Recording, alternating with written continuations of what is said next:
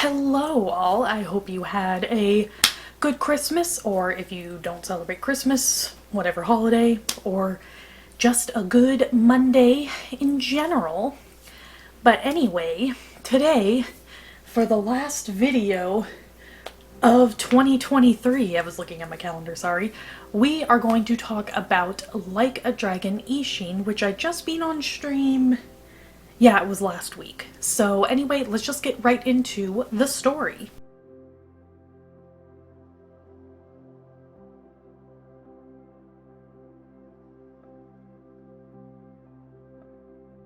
So the story of Ishin, just to keep it simple, because it's another game that there's a lot of obviously stuff that goes on with the story, but just basically how it starts out is you're Ryoma, you just came back from doing some training, and you're talking with your adopted dad and brother about, the state of essentially the politics in Japan, because this takes place back in Edo era, I want to say. Correct me if I'm wrong in the comments. But so you're talking about that, and then your dad ends up getting assassinated, and Ryoma is blamed for it. So you essentially have to go into hiding from there. And then, of course, all the story stuff, or the rest of the story stuff, ensues, which would take a lot of explaining, but that's just the basis of it.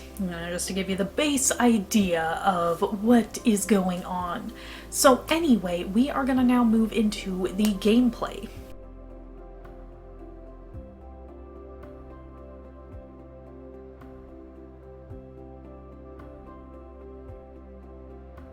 So the gameplay for Like a Dragon Ishin, it plays a lot more, because I just started playing a Kiwami side note, it plays a lot more like the style of the original Yakuza games, or even Judgment, which is another game by the same developer. It's more of the, you have the arena, and it's just kind of free-for-all attack. You just go. It's not the turn-based the way Like a Dragon is taking the direction in, which it makes sense it's doing that. But yeah, you have 4 fighting styles you can choose between from. You can do Brawler, which is just your fist, and then you have Swordsman, where of course you're using a sword, Gunman, pretty self-explanatory. The only one that really isn't quite as explanatory is Wild Dancer, and that's when you're using sword and gun, and you just kind of do whichever one fits your best fighting style and maybe what fits the mood. I tended to go towards Swordsman, just because something to note with like Wild Dancer, for instance, you can't block, or maybe I was just doing it wrong, but I could never block. So that is just something to note, they all bring something different to the table. Like Gunman, for instance, you're probably really only going to use that for enemies that are farther away, not really any close combat, and especially not a one-on-one match. But you level all of that stuff up by, you get either soul orbs, just the general soul orbs that are training for whenever you level up, or the more you use a particular style, you'll level up that style.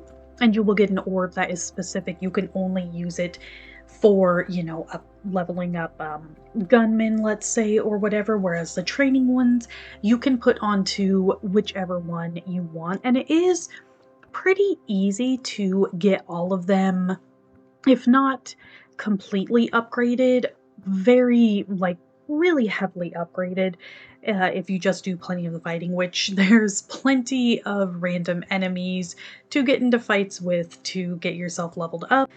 And once you are fighting them, and the training orbs, you're gonna end up probably mostly putting a lot of stuff into one. The most leveled up one I had was Swordsman, because that's just the one I used a lot, but I was able to pretty heavily upgrade the other fighting styles, and there were times that I did have to use them, and there are times where the game kind of forces you to use them, so I would definitely recommend trying to use them when you can. That way you can make sure that they are getting upgraded, so if the game does force you into a situation, you're not completely under-leveled with it. There are, of course, plenty sub stories that you can do that all range in, various little things of what you're going to have to do, whether it be you need to go buy something for someone or protect someone. They're all pretty self-explanatory and basic, and you can do things like, for instance, go fishing in order to get fish to just sell or use as ingredients in cooking, because there is a point in the game where you do get a house where you can cook and grow vegetables to make food, so you have some healing items on the go, or to give sometimes to NPCs for certain like sub stories. There also does come a point in the game where you don't see them, but you end up with like some support troops, and they'll stay once you get them in the game. They pretty much stay with you through the rest of the game, and they can do special things like I just kept the base one they gave me because it was pretty good. So there was one, he would heal, do a little minor healing over time, or a big heal. There was one who, once he had the move ready, he would do a pretty big like electric attack that would, if it was a group of people, hit one target and then spread to all the others. And then there was one who would just boost like the power of your attacks and everything of whatever style you were using. You can switch them out for whoever you want, but it's pretty handy. You can have it if you want to, that you manually choose when the things get used, or you can do what I did and they will just auto use it whenever they are able to. So if you don't really want to have to manage all that, then you can do it that way, because like I said, you don't see them. There are a few points, not too many, where you do have actual NPCs running around with you who are helping you fight and everything. Those sections never really last for very long, so don't ever expect to have like party members and a big party. You're mostly basically by yourself. And of course, you have the normal, upgrade your weapons, upgrade gear. Something else you want to do too is you have reputation that's around town, and that's either by you buying food from the stores or buying from the grocers local and helping, with sub stories and just those little things. And you can sometimes find specific like groups of thugs that are attacking someone. If you defeat them, that raises the reputation, which is good for you because you can get things cheaper, people like you. And then that also gives you vitality points, which you can exchange at a shrine. And the vitality points, they're things you can exchange it for raising your reputation, building up your stamina, getting it so you can get more vitality points, upgrade like your fishing levels and everything. So that is another kind of leveling up thing. I did a lot of that because raising the running stamina, for instance, stamina can be very helpful. And of course, so that's just something you do at the shrine. So there's honestly a lot of diversity with the gameplay and everything. I thought it played really well. There are some bosses I really had trouble with the blocking, but that's more of a me issue because I'm just bad with timing for getting like perfect dodges and guarding and everything. But honestly, it feels like there's a lot to the gameplay, but they explain it pretty well. It's very easy to get a grasp on. It all runs smooth. The game, it looks really beautiful on the PS5. Like, the graphics are really good. Everything runs smooth. So we are now going to jump right into my thoughts and opinions on the game.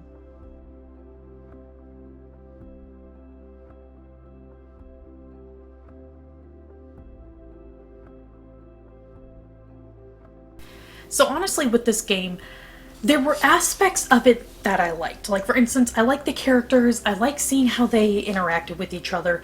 I will admit, I am not a big history buff and everything, so when they got really into, talking about like a lot more of the intricacies of like the politics of like the nation and figuring out the ruling and everything, I admittedly got a little lost and a little uninterested. That's not to say it was written bad or anything, and it does have, as because they realize an American audience may not, or just international audience in general, may not understand everything. Every time they are talking about something and, it is specific with that. It does pop up that you can open up a glossary, like just hit a little button to open up a glossary and just get a quick rundown of what the particular words, like what they mean and everything, just so that way you can follow a little better.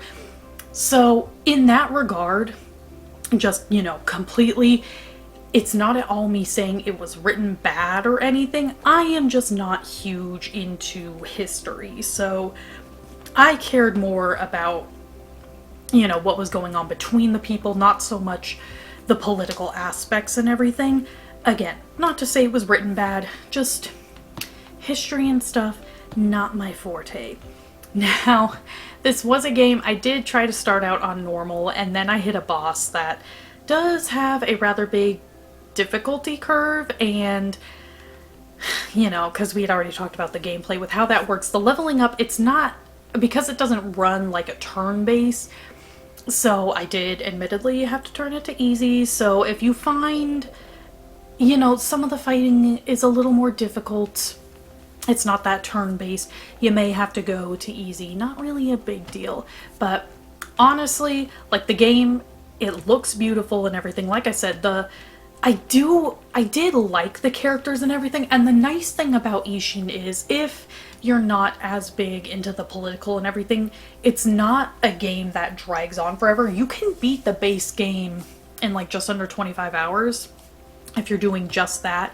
And even with doing extra, like what I did 50% of like the sub stories, so like the extra little side mission things, and I still beat the game. It's like 25 or 26 hours. It really didn't add that much time. Now, to be fair, there is, if you do a lot of the extra stuff, then that really can add on to the game being, over 100 hours. Something at first I was a little worried about is there's a point in the game where you help this girl with like her farmhouse, and you now kind of have this house where you can garden and you can cook and everything. And while I love a life simulation game, I love those kinds of games. I play Animal Crossing, Harvest Moon, play all of that, love it. But I was at first worried that they were when they presented it, it kind of felt like they were about to push you doing it and making it a thing you had to do. Thankfully, that wasn't the case, because I was sitting there, I'm like, if I'm trying to do all this extra stuff, I really only want to do it in my life simulation games, because I play enough of those. If I want to do that, I'll go to that game and play it. So I was glad that it ended up not really affecting as much as I thought it was going to. Like, I definitely thought they were going to be a lot more forceful about you doing it, but honestly, I should have known better. They don't really force that stuff on you. They give you the option, but they never make you do it, so I should have known better. But there was one instance, and spoiler, at the end of the game where you have to, you're wrapping everything up to go fight the big bad and whatnot, and instead of making it an option for you to go on a date with this girl or fight the other heads of the Shinsengumi, they make you do it. And it's like, I guess I could maybe see, so the date part, yeah, I mean, that's not really as big a deal. It does make sense with the story. But the fact that for some reason they decide to make you fight Mad Dog, fight the other heads. I don't know why they made you do it instead of just making it an option, because in order to progress the story, you have to fight them once.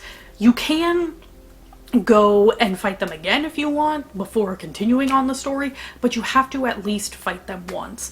And I guess maybe they were doing it in a way of, if you felt like you were under leveled or something, or you wanted more orbs, you could really like fight them and fill that out. But I kind of feel like maybe that should have been more optional.